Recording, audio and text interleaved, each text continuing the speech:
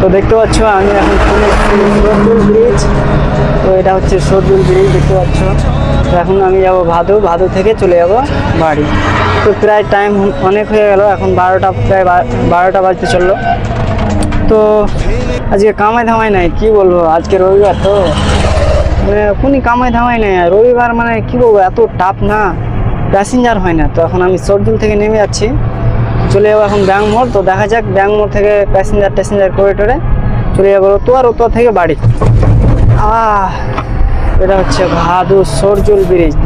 সরজুল থেকে আমি নিচে নামছি। তো দেখতে পাবো এখন তোমাদের চলে যাবো ব্যাঙ্ক মোড়ে, যাই কিছু শট নিয়ে নেবো, দিয়ে তোমাদের দেখাবো। তো দেখতে থাকো ভিডিওটা।